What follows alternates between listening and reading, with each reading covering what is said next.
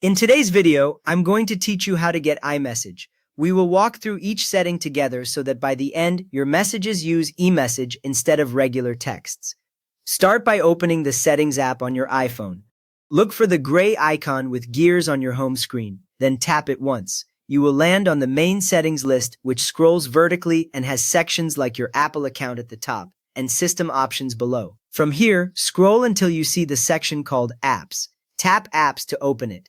The screen will switch to a list of apps and app-related settings, usually in alphabetical order, so you can adjust how each app behaves on your phone.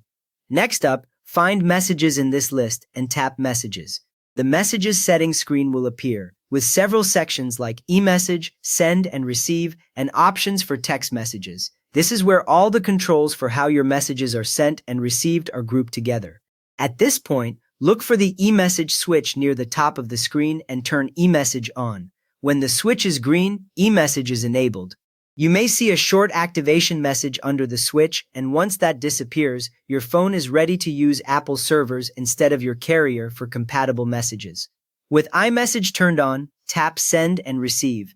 The Send and Receive screen shows all the phone numbers and email addresses that can be used with iMessage on this device. Many beginners do not realize this page also controls which addresses people see when you contact them. Under the heading that says you can receive e-messages to and reply from, select your phone number and/or Apple account email address. Make sure there is a check mark next to every option you want.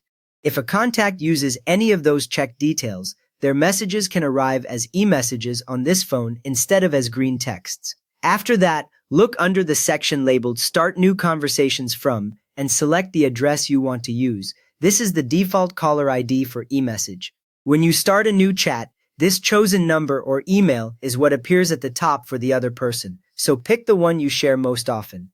Now go back to your home screen and open the Messages app. This is the green icon with a white speech bubble. Once it opens, pick a conversation with someone who uses an Apple device, or start a new message to a contact you know is on an iPhone, iPad, or Mac. In that conversation, send a short message. When everything is set correctly, your bubble will appear blue instead of green.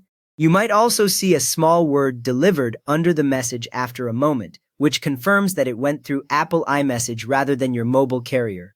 You have now turned on eMessage, set your send and receive details, and confirmed it works with a blue bubble conversation. If this helped you get iMessage running, a quick thumbs up helps others find it, and feel free to subscribe for more simple iPhone walkthroughs.